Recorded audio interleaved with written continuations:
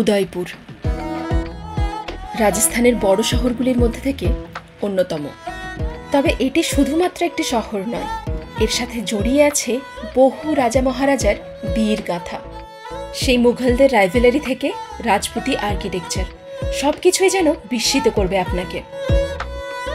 আর শিল্প, সে তো বলাই বাহুল্য। এখানকার প্রতিটি গলিতে পরিচয় হবে নতুন শিল্প ও শিল্পীর সঙ্গে। তাই এসব শুধু চোখে দেখে নয়, মন দিয়ে অনুভব করতে বেরিয়ে পড়েছি আমরা, আর সাথে নিয়েছি তোমাদের।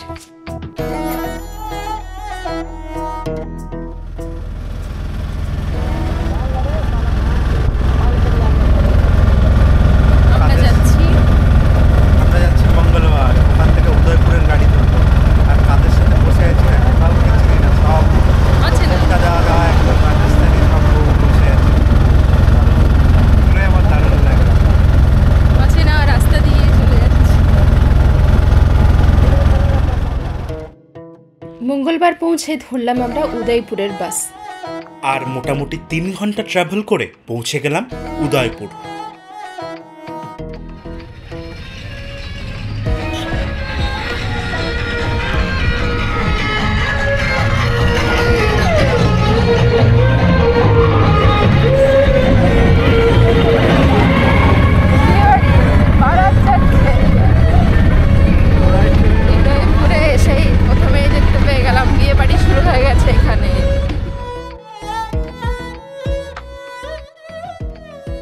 এত জার্নির পরে দারুণ একটা ঘুম দরকার, তাই রাতে আর ভিডিও না করে শুরু করছি একদম পরদিন সকাল থেকে। আহা, সকাল সকাল অচেনা এক শহরের প্রাণকেন্দ্রে এমন এক দৃশ্য মনটা জুড়িয়ে দিল। তাহলে আমরা হাতিপোলের এই হোটেলে আমরা কালকে ছিলাম 900 টাকা করে পার হেড, সরি পার রুম। যাই হোক, চলো শুরু করা যাক তাহলে উদয়পুর সফর। ঝিলো কি শহর উদয়পুর, যে ঝিলের প্রেমে পড়ে রাজা উদয় সিং এই নগরীর পত্তন করেছিলেন। আমরা প্রথমেই চলে যাব সেই লেক পিচোলায়। তাহলে আমরা এখন পিচোলা লেকের ওপর নৌকাতে করে সাওয়ারিতে যাচ্ছি। নৌকার কত টাকা করে টিকিট? 180 টাকা করে এখান থেকে যদি করো, আর যদি যে প্যালেস আছে সিটি প্যালেস থেকেও একটা রাইড হয়, বোট রাইড, সেখান থেকে নিলে 800 পার পার্সন হয়। তো আমরা এই 180 টাকার বোট রাইডটাতেই যাচ্ছি। চলো।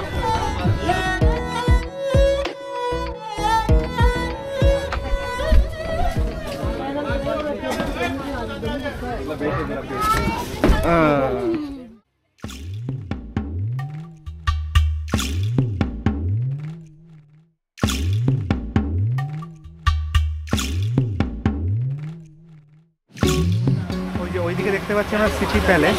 এবার সিটি প্যালেস থেকে বোট ধরলে সেটা পড়বে 800 টাকা করে।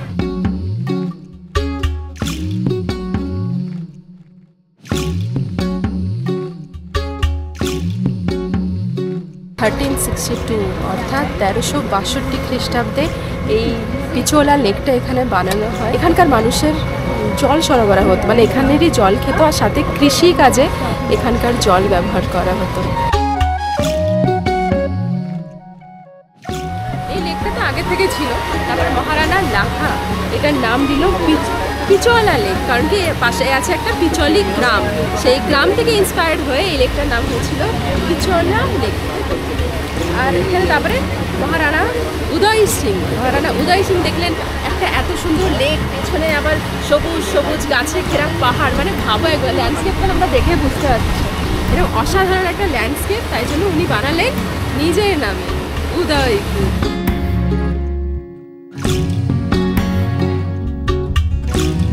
And if you are planning কি তুমি তাজে থাকবে, উদয়পুরে এসে দেখো একবার ভিউটা, লেকের একদম মাঝে এটা হচ্ছে তাজ। কেমন লাগছে বলো? তুমি বলো কেমন লাগছে? দারুণ দারুণ, এই কাজে পেলে থাকবো আর কি।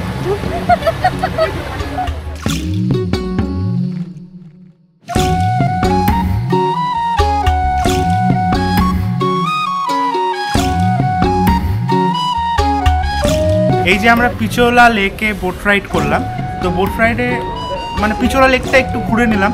তো পিচোলা লেকের মধ্যে মোটামুটি দুটো বড় আইল্যান্ড দেখা যায়, একটা প্যালেস আর আরেকটা জগমন্দির বলে যেটাকে। এই যে আমার ঠিক পেছনেই আছে জগমন্দির।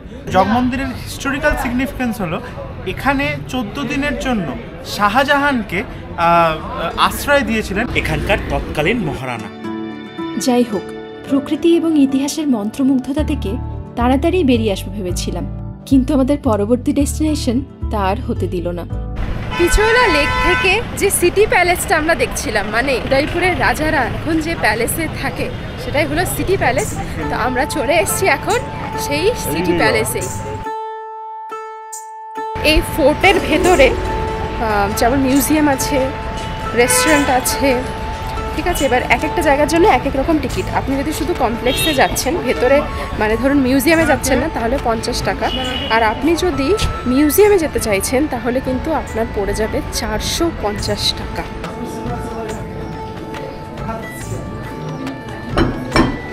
রাজামশাই আছেন। সাধারণ লাগছে কিন্তু এই কমপ্লেক্সের মধ্যে দিয়ে হাঁটতে হাঁটতে সামনে দিয়ে একটা ট্রেন চলে আসছে, ছোট্ট মতো ইলেকট্রিক ট্রেন, টয় ট্রেন টাইপের। যারা ধরো হাঁটতে হাঁটতে পারবে না এরকম, তাদেরকে ওপরে নিয়ে যাওয়ার জন্য এগুলোর ব্যবস্থা। 50 টাকা করে পার হেড টিকিট।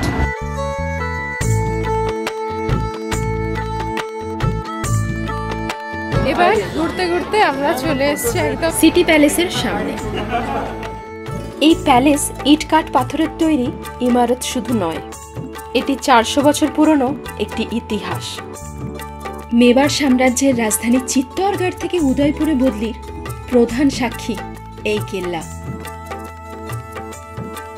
প্যালেসটাকেই হোটেলে কনভার্ট করে দিয়েছে, মানে 7 স্টার হোটেল হয়তো। বেসিক্যালি আমরা একটা হোটেল দেখতে এসেছি, একটা হোটেল দেখতে এসেছি, বড় লোকটা এখানে থাকছে আর আমরা 50 টাকা টিকিট দিয়ে দেখতে এসেছি। এটাই হলো ব্যাপারটা। হ্যাঁ, সব জায়গায় হোটেল। এটা পুরোটাই হোটেল। এখানে সব বিয়ে বাড়িও অ্যারেঞ্জ করা হয়। উদয়পুরেই শুনতে হবে সব বিয়ে বাড়ি বিয়ে বাড়ি বিয়ে বাড়ি। আর এগুলো আমরা দেখতে এসেছি 50 টাকা টিকিট দিয়ে। দারুণ ব্যাপার। পেছনে যেটা দেখতে পাচ্ছি এটা হচ্ছে ঘোড়ার আস্তা বলে। এখানে ঘোড়ারা থাকে। এই যে পার্টিশনগুলো দেখছো, এক একটা ঘোড়া এক একটা জায়গায় থাকে, আর তার উপরে যেখানে যে ঘোড়াটা থাকে তার নাম, তার ডেট অফ বার্থ সব লেখা আছে। নামও লেখা আছে, তাই না? এই যে রাজতিলক আর চাঁদনির ছেলে আর কি নাগরাজ, এই যে সুলতান আর রাজেশ্বরী ছেলে রাজমুকুট। দারুণ তো নামগুলো, রাজাদের মতো নাম। সবার একটা রাজ রাজ করে দেওয়া আছে, মানে রাজা, রাজার ঘোড়া রাজার মতো।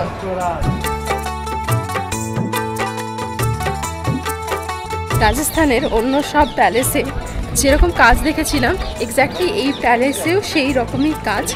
তোমরা গেলে ওখানে অবশ্যই সেসব দেখতে পারবে। আমরা তো যাইনি।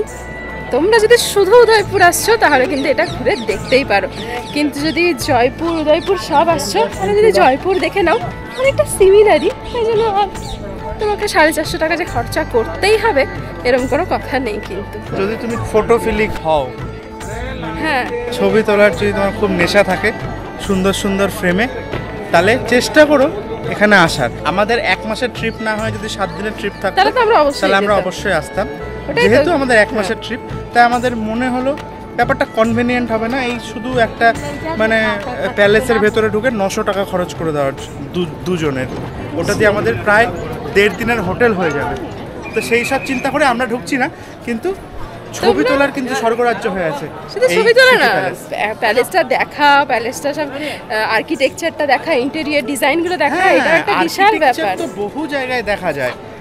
আমরা সব জায়গাতে বহু মানে অনেকগুলো প্যালেস দেখলাম, অনেকগুলো ফোর্ট দেখলাম, এবং প্রত্যেক জায়গাতেই গিয়ে আমরা মনে করি ইস, এই ছবিগুলো, এই দেওয়ালের ছবিগুলো যদি একটু ইনট্যাক্ট থাকতো দারুণ ছবিটা আসতো। তো সেই ইনট্যাক্টওয়ালা ছবি পাবো আমরা এই একমাত্র, মানে দেওয়ালের ছবি আর কি, দেওয়ালে আঁকা ছবিগুলো আমরা পাবো এই উদয়পুর প্যালেসেই। তো অবশ্যই এসো।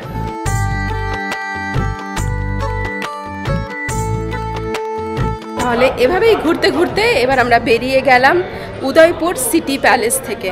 দেখি আমাদের নেক্সট ডেস্টিনেশন এবার কি, কোথায় যাওয়া যায় এবার। সেই পিচোলা লেকের ধার দিয়ে আমরা এই প্যালেসে প্রবেশ করেছিলাম, তবে যে গেটটি দিয়ে বেরোলাম সেটি কিন্তু একদম শহরের মাঝে। তাই বেরিয়েই চোখে পড়ল সেই সুপ্রাচীন উদয়পুর শহর।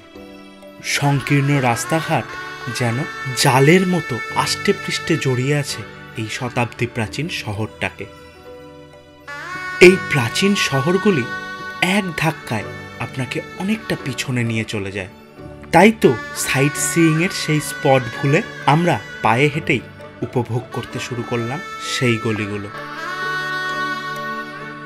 আর শুরুতেই বলেছি, উদয়পুরের এই গলি শুধুই চোখে দেখে না, অনুভব করতে হবে মন প্রাণ উজাড় করে। আর যদি শিল্পের প্রতি আনুগত্য থাকে, তাহলে তো অনন্তকালের জন্য আপনার মনে গেঁথে যাবে এই উদয়পুর। তাহলে তোমরা শুধু হাতিপোল না, এই সিটি প্যালেসের এন্ট্রান্সের সামনেও আছে বিশাল বড় মার্কেট, সেখান থেকেও শপিং করতে পারো। আর একটা কথা হলো, বার্গেনিং কিন্তু ভালো করে করবে এখানে, নইলে তুমি ঠকে যেতে পারো। সিটি প্যালেসের বাইরের মার্কেট ঘুরতে ঘুরতেই হঠাৎ এসে পৌঁছলাম এক বেশ প্রাচীন মন্দিরের সামনে। চলো ভেতরে ঢুকে দেখা যাক। সিটি প্যালেসের বাইরে বেরিয়ে যে মার্কেটটা ছিল, সেই মার্কেট দিয়ে হাঁটতে হাঁটতে আমরা চলে এসেছি জগদীশ দেবের মন্দিরে। এখানে বিরাজ করছেন শ্রীকৃষ্ণ ভেতরে। এত সুন্দর, মানে মূর্তিটা কি বলবো, দারুণ যে মন্দির। 1652 খ্রিস্টাব্দে মহারানা জগৎ সিং এর দ্বারা নির্মিত এই মন্দিরে বিরাজ করছেন চতুর্ভুজা জগন্নাথ দেব।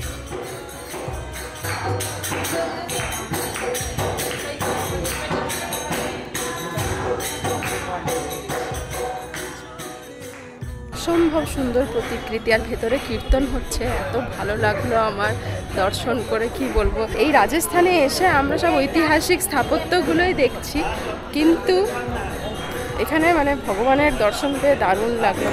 আর শুধু বিগ্রহই নয়, এই মন্দির জুড়ে সমস্ত স্টোন কার্ভিংসই যথেষ্ট প্রশংসার দাবিদার।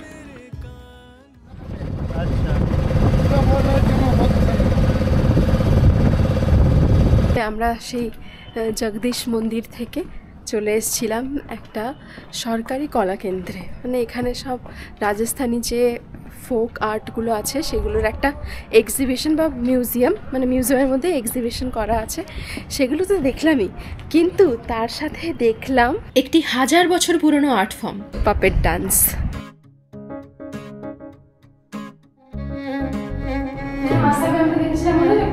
হ্যাঁ, এটা গের নৃত্য। দুটোর মধ্যে ডিফারেন্স কি?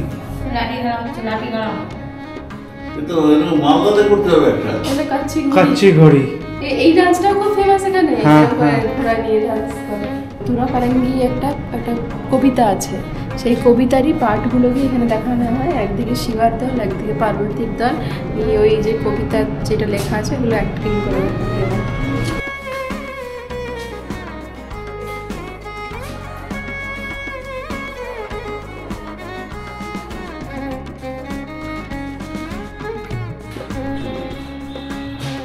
কি বলছো বাবা? হ্যাঁ বলছি, মানে সব পুতুল সাজিয়ে সাজিয়ে রেখে একদম। এটা তো সরকারি জায়গা, এত টাকা নেওয়ার কোনো যুক্তি আসে না। সরকারি যেমন কলা কেন্দ্র হয়। হ্যাঁ, 90 টাকা করে নেওয়ার কোনো কথা হলো? সত্যি খুব কস্টলি। এগুলো কি? হ্যাঁ,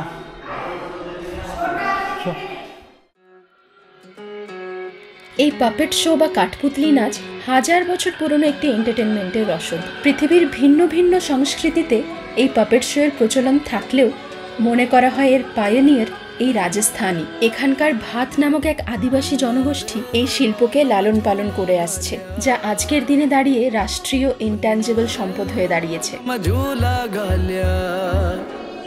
এর এত প্রাচীনত্ব এবং গরিমার কথা মাথায় রেখেই আপনার রাজস্থান ট্যুরে এই পুতুল নাচ দেখার ব্যবস্থা অবশ্যই করে নেবেন। मारी लाडी ने मारी बनी ने झूलन दी जो बना गेंद गजरा मारी बनी ने झूलन दी जो बना गेंद गजरा। আমরা এখন যে মানে ডান্সটা দেখলাম, পাপেট ডান্স রাজস্থানের খুবই বিখ্যাত, কিন্তু আমি অবাক হয়ে যাচ্ছি। মানে তোমরা ভাবতে পারবে না কি করে, মানে তুমি একবার ভাবো আমার মাইন্ডের সাথে, মানে হাতের 5টা আঙ্গুল এরকম করে আমি মানে একসাথে নাড়াতে পারবো না, ওটা কিভাবে করছে, ড্রেসটা তুলে এরকম করে নাচ করছে, কোমর নাচানোটা আমি হ্যাঁ প্রত্যেকটা বডি পার্ট আলাদা আলাদা করে নাচাচ্ছে, যেমন নাচ হয়। পুতুল নাচ মানে কিন্তু শুধু পুতুলের লাফানো না, পুতুল এরকম করে ঝাপাচ্ছে ওরম না, পুতুলটা মানুষের মতো, মানে মানুষের যেরকম অঙ্গভঙ্গি হয়, মানুষের পশ্চার যেমন হয় নাচে, পুরো বডি মুভ করে, ওরকম করে পুরো বডি মুভ করে নিচ্ছে। অদ্ভুত। এটা মানে কোনো কাজই যে ইজি না, এটাও একটা তার এক্সাম্পল। এটা কি ডিফিকাল্ট একটা কাজ, ভাবো হাতটাকে ওইভাবে করছে লোক, করছে। মানুষের সাথে কথা হলো, তখন আমার কাছে কোনো ক্যামেরা ছিল না, প্রিয়াঙ্কা বাইরে বেরিয়ে এসেছিল। লোকটা 27 বছর ধরে এই কাজ করছে আর কি। এটা একটা ট্রাস্ট, মানে এখানে বিভিন্ন মিউজিয়ামগুলো বললো যেটা প্রিয়াঙ্কা, ওগুলো তো আছেই, কিন্তু ওগুলোর থেকেও বড় যেটা জাস্ট 10 মিনিটের একটা পাপেট শো। আমরা এর আগে হাওয়া মহলেও গেছি, সেই হাওয়া মহলে বহু মানুষজন বসে থাকে পাপেট শো দেখাবে বলে, কিন্তু ওই যে শো তার সাথে এই যে শো দেখলাম, দুটো রাত্রি আর দিনের তফাৎ। মানে ওদের পুতুলগুলোই অতটা ফ্লেক্সিবল না, এখানকার পুতুলগুলো প্রত্যেকটা বডি পার্ট যেমন ভেঙে যাচ্ছে এখানকার পুতুলের, এখানে প্রত্যেকটা বডি পার্ট নাচিয়ে কেমনভাবে নাচছে মানুষের মতো না। দিস ইজ এক্সট্রিম, মানে অদ্ভুত একটা জিনিস দেখলাম আমরা। এই 90 টাকার এই টিকিটটা যদি খরচা না করতাম আজকে, তাহলে খুব বাজে হয়ে যেত।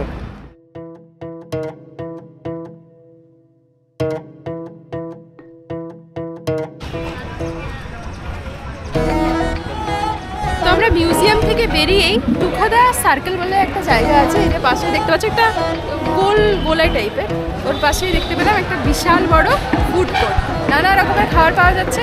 তোমাদের যদি সস্তায় খাবার লাগে, সুখাদা সার্কেলের কাছে এসে নানা রকমের স্ট্রিট ফুড তোমরা ট্রাই করতে পারো।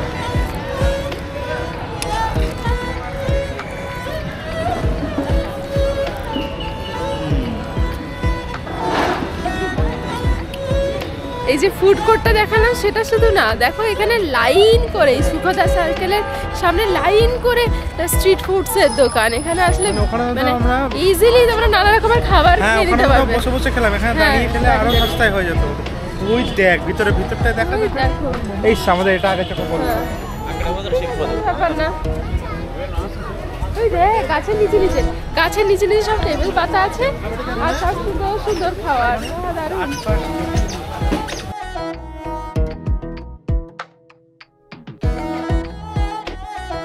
তাহলে এবার আমরা চলে এসেছি রোপওয়েতে উঠতে, নিমাচ মাতা রোপওয়ে। এখান থেকে এই যে রোপওয়ের এটা হচ্ছে এন্ট্রি গেট, এখান থেকে আমরা যাব নিমাচ মাতার মন্দির আছে একটা পাহাড়ের টিলায়, সেখানে যাব রোপওয়েতে করে। বল না কত টাকা টিকিট? 180। খুব কম বলো। দারুণ কম, এর থেকে কম হতেই পারে না।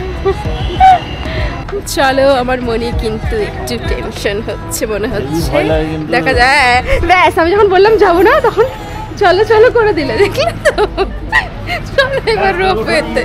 হ্যাঁ উঠেছি, কিন্তু এখন বয়স বাড়ছে তো ভয়টাও বেড়ে যাচ্ছে সাথে সাথে। দেখা যাক, চলো যাই।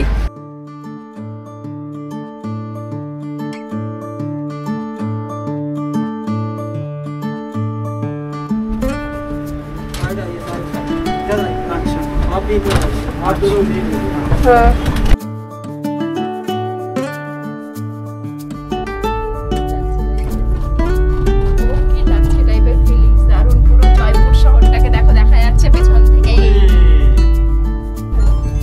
জয়পুর আসতে বলেছিস? বলেছি। কেন? আর কোথায় আছিস তুই? আমি এখন যাচ্ছি না, আছিস কোথায় তুই? জয়পুর আসতে হবে। সরি, আমি তো উদয়পুরে আছি। আমি বারবার জয়পুর বলে যাচ্ছি। সরি, উদয়পুর। গাইস, আমি জয়পুর বলে ফেলেছি। উদয়পুর তোমরা অবশ্যই এসো। উদয়পুর দারুণ। নেমে গেলাম তাহলে, চলো। উপর থেকে দারুণ একটা ভিউ পাচ্ছি।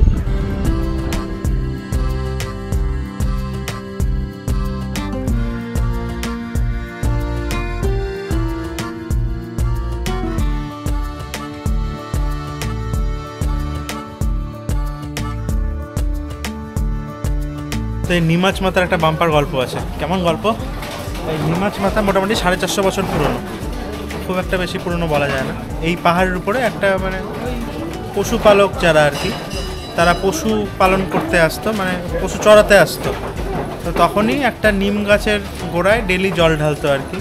তো একদম নিয়ম করে জল ঢালতে এবার নিম গাছের মধ্যে থেকে মানে দেবী প্রসন্ন হয়ে প্রকট হয়, যে ওই লোকটাকে বলে, যে ওই যে পশুপালক তাকে বলে, লিম্বাজি তার নাম, তাকে বলে তুমি এখানে আমার স্থাপনা করো। এটা 56 ইঞ্চির একটা পাথরের মূর্তি আছে এখানে, এটা চামুন্ডার প্রতিরূপ আর কি, এই নিমাচ মাতা। তো এখানে স্থাপন করতে পারে এবং এখানে তুমি পুজো অর্চনা করো। সেই থেকে এখানে এই নিমাচ মাতার প্রতিষ্ঠা হয়। আর নিমাচ মাতা মেনলি নিম গাছ থেকে মানে প্রকট হয়েছিল বলে এখানে নিমাচ মাতার নাম।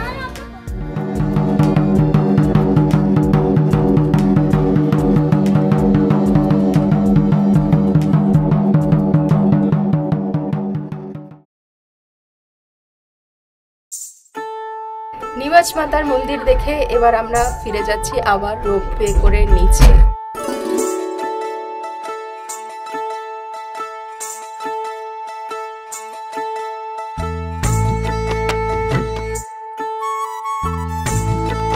ভিডিওর পরবর্তী অংশে আসতে চলেছে আমাদের এই উদয়পুর সফরের সবথেকে ইন্টারেস্টিং পার্ট। প্রথমেই যে উদয়পুরের শিল্প সংস্কৃতির কথা বলেছিলাম, তার আরও কিছু নিদর্শন দেখতে এবার আমরা কিছু লাইভ পারফরমেন্স উপভোগ করব। আর তার জন্য আমাদের চলে যেতে হবে সেই লেক পিচোলার গঙ্গর ঘাটের পাশে অবস্থিত বাগোড়ি কি হাভেলিতে। বাগোড়ি কি হাভেলিতে মানে যে রাজস্থানে যে ফোক ডান্সেসগুলো হয় সেগুলোর আর কি পারফরমেন্স হয়। চলো আমরা দেখি টিকিটস অ্যাভেলেবেল আছে কিনা, থাকলে আমরাও দেখবো, সেটা তোমাদেরও দেখাবো।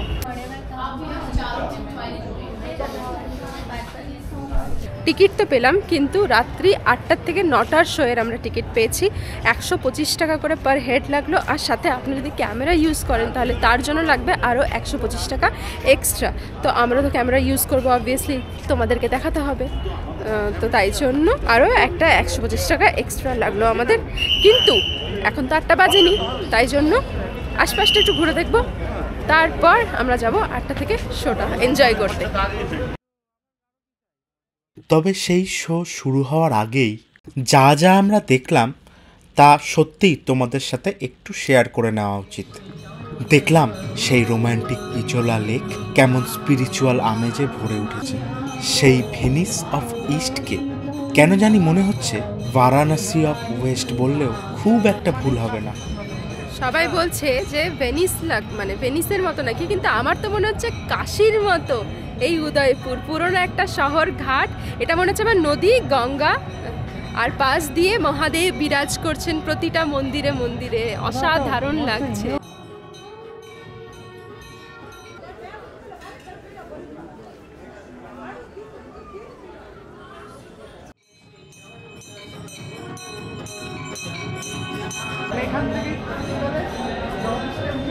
ইটস অলমোস্ট 8, তো আমরা চলে এসেছি আবার সেই বাগোড়ি কি হাভেলির সামনে। 8টার থেকে আমাদের শো ছিল, তোমরা জানো, টিকিট অলরেডি কেটে রেখেছিলাম আমরা। তো চলো এখন গিয়ে এনজয় করি এখানকার শো।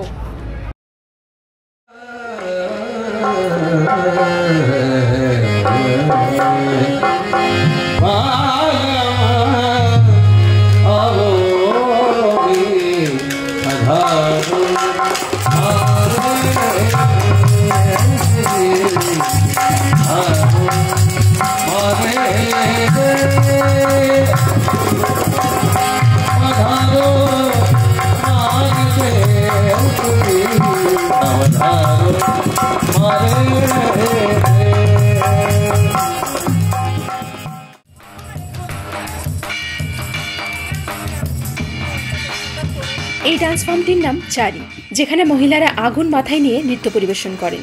এই নৃত্যশৈলীটি আজমের এবং কৃষ্ণগড়ের গুর্জর জনজাতির মধ্যে প্রচলিত আছে।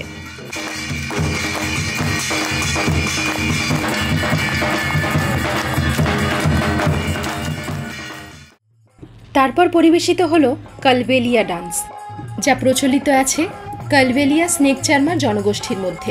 এই ডান্সটির স্পেশালিটিই হলো কালো পোশাকে সর্পিল মুদ্রা।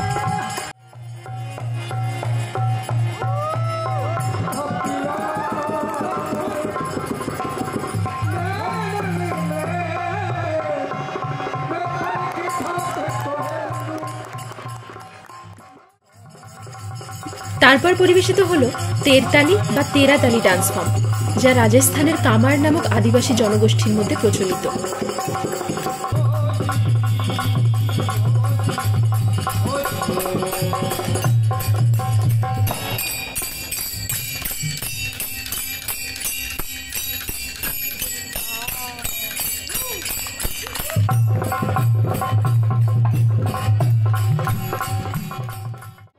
তারপর আমরা দেখলাম ঘুমার, যা একসময় শুধু প্রচলিত ছিল রাজ পরিবারের মহিলাদের মধ্যে।